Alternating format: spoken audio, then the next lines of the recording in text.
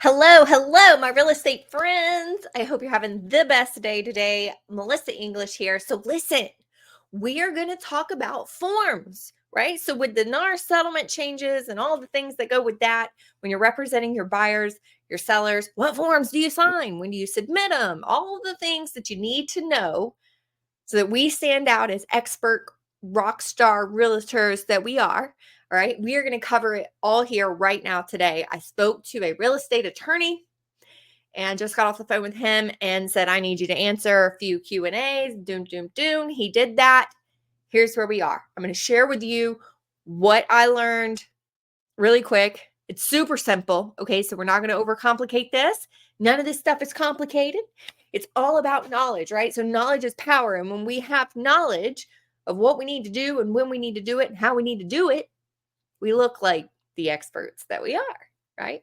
So I'm going to share with you my knowledge and what I learned. If you're excited to kind of dig into this and get familiar with the forms, with all the settlement changes, definitely go ahead and give the video a like. I would greatly appreciate it.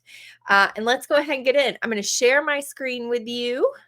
If you haven't seen the video that I just put out about the top 10 NAR settlement Q&As for buyers and sellers, definitely check that one out. It's a really good one, and it has been helping a lot of agents. So definitely do that. And I will link it somewhere here or below. All right, so first things first, okay? You've got Bob the buyer, and Bob calls you, and he wants to work with you, and he says, yep, I found a house. I want to go look at it. And side note, if he wants to even see the house as a virtual tour, you've got to have an agreement with Bob. Okay. So even if you're just going and unlocking that door, doing a video and emailing that to Bob, or if you're unlocking that door and Bob's coming with you, you've got to have a buyer agreement signed with Bob. Bob needs to know full disclosure, what services you're going to provide to him, how much he's going to pay for those services, what the dates of that agreement are. All the things need to be already talked about on the front end. Okay. So this is what, and look, I pulled up some real estate forms. This is for the state of Georgia. This is the Georgia GAR forms. Okay. And just a quick note about forms. If you're somewhat new to real estate and all the things, down here in the bottom right, it's always going to give you the form number. Okay. But most importantly, it's going to tell you when that form was last updated. So always make sure you're using the most revised form when dealing with contracts. And in most cases, depending on how you, wherever your forms are housed, usually the old ones get deleted, but just to kind of point that out so you're aware there.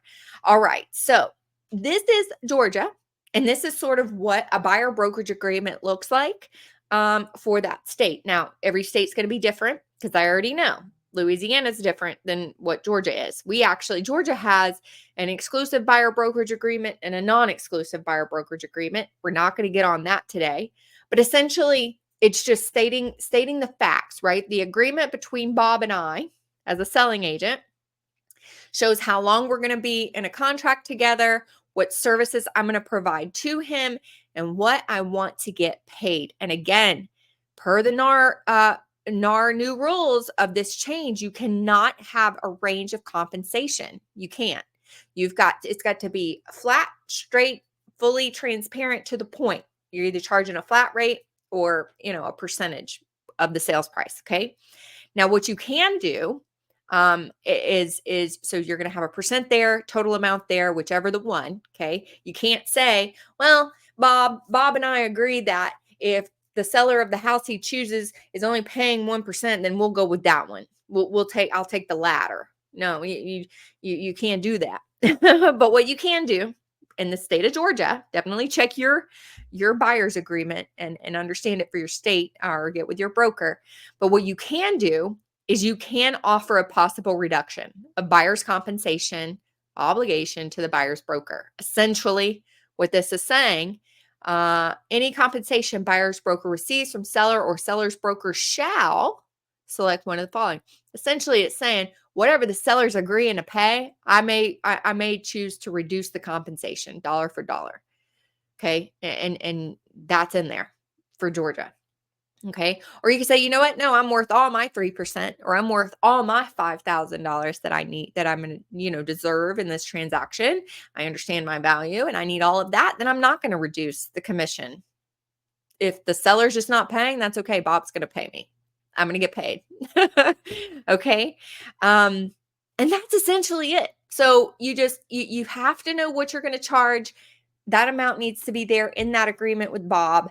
And then do you want to reduce it or not? Now, listen, I would talk to your broker. I'm sure your broker's going to have something to say about that. And so just go with your broker on whatever they advise you to do with that. Okay. So now what we're going to do is we are going to talk about, now that we've got our buyer's agreement signed with Bob, right? And let's say Bob has agreed to give us 3%. We're not going to reduce. Okay. We're sticking to our 3% of whatever sales price he goes with. And that's what we're doing. Okay. And I go to showing time and I put a request to show a property, 123 Smith Street. Me and Bob's going to go take a look at that one. We want to go see it. And showing time, my showing gets approved, all the things. Okay.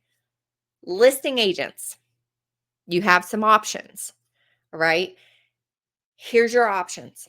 As soon as that showing is approved, you can send out a text that we talked about in the last video, a thank you text outlining the commission.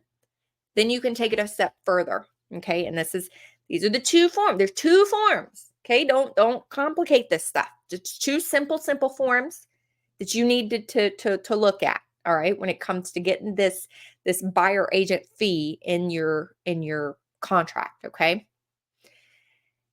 Form 1 is a pre-showing compensation agreement. Sorry, my phone's ringing. Pre-showing compensation agreement. Okay. Real simple here. The number F258. Okay. Here's the deal. Listing agents. You go on your listing appointment and Sally, the seller, says, yeah, I understand the value that a buyer's agent brings. And you know what? I'm going to agree to pay you 3% and I'm going to agree to pay them 3%. Cool. Sally, seller, I need you to sign this pre-showing compensation agreement. Okay. Real simple agreement. All right. Property located at 123 Smith Street. And then you're going to check box 3% of the purchase price, or if Sally, the seller, says, I'm going to pay $5,000, whatever they agree to pay, you need to put one or two in here. Okay. One of the two in here. Okay. And then if Sally, the seller, is saying, I'm going to pay you, your listing agent, Lisa, the listing agent, I'm going to pay your brokerage 3%, and I'm going to pay whoever the buyer brokerage is, I'm going to pay, as a seller, I'm going to pay 3 to you, 3 to them. You're going to check seller to pay. Okay. Because this form essentially is saying who's paying it. Who is paying it. All right. So if the seller says, I'm going to pay you 3, pay them 3, you're going to write in the amount that they're paying, check seller right here. And then at the bottom, it's a simple 2-page form. It's not even all that big of a deal. Okay. The bottom down here, seller's going to sign this because the seller is paying. Okay. Now, if you're on that listing appointment and Sally, the seller, says, you know what, I'm good with paying 6%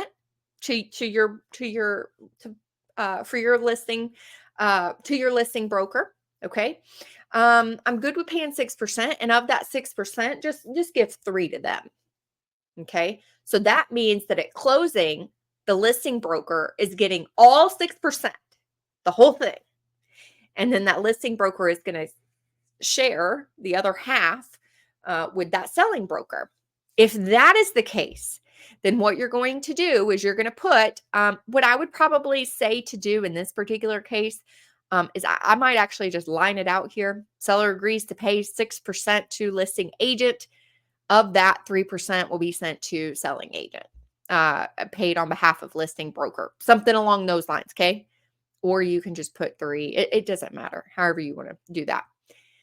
But what I'm going to check on B is I'm going to check seller's broker. Okay. The above reference compensation shall be paid by seller's broker. So if I know my broker as a listing agent, if I know my broker is divvying out half of it at closing, I'm going to check this box, and then who signs? Sorry. Then who's going to sign? The seller doesn't need to sign because the sellers agreed to give me all 6%. I've gotten their signature on my listing agreement. Okay. So the only people that need to sign in this case is going to be me. That's it. I'm going to sign as a listing agent. It says, yep, I'm giving you 3%. We're getting 6 on the total deal. You're going to get 3. I'm going to get 3. And that's how we're rolling this out, or however it is. Okay. And that's it. So when you get a listing agent, when you get a showing schedule approved and showing time, you approve the showing, you send them the little text, right? A little thank you text, maybe outlining the seller paid commissions there. Sign this form, email it to them, or if your seller has signed it, whichever one, email it to them, email it to that selling agent, to that showing agent, so that they see, okay, cool. The Sally, the seller on this, is she's going to be paying 2% of the purchase price. Now let's look at this scenario. Sally, the seller, has agreed to pay 2% of the purchase price to the selling broker, but my agreement with Bob, the buyer, is 3%. Well, how's that going to work? Well, odds are I'm not going to sign this form. If Bob is my client, sorry if my dog barks. Bob's my client, I'm not going to sign this form unless I agree to reduce it. Okay, if that's my plan and I want to reduce it to whatever the seller's paying, and that's in my agreement with Bob, that's one thing. But if I said, no, I'm not going to take a reduction, I want all 3%, then I will put a couple scenarios. Okay, if it says 2% right here, my agreement with Bob is 3, I might go to Bob and say, look, they're willing to pay 2. Are you okay with paying the other percent for my fee if we submit an offer? And Bob's either going to say one of two things. Yep, that sounds good. I'm good with 1%. Let's roll with the offer. Okay. Or Bob says, no, I don't really want to do that. Can we try to get them to pay all of it? Okay. Well, if that's the case and he wants them to pay all of the 3%, I'm not signing this form, because if I sign it, then I'm agreeing to it. Okay. So what I am going to do, I'm going to go to the second form. Again, there's 2 forms. There's the pre-showing compensation agreement. This is where it's already been pre-negotiated upfront. Listing agent sent this to you, and it's signed either by the seller or by the listing agent. And then you either agree to it and sign it, and it's part of your offer and part of the contract, or you don't sign it because you don't agree to it, or the listing agent hasn't pre-negotiated this. Okay. So let's say, for example, I go to call Lisa, the listing agent, because I want to show her listing on 123 Smith Street. I submit my showing into showing time. She approves it, but she doesn't. I call her to ask her about compensation. I don't get this email here from her. So I have no idea if anything's pre-negotiated. She doesn't send me a thank you text. I try to call her. She doesn't answer the phone. I have no idea if the seller is willing to offer a commission, right? Or Lisa sent me this, but I don't agree to it. This is where form 2 comes in.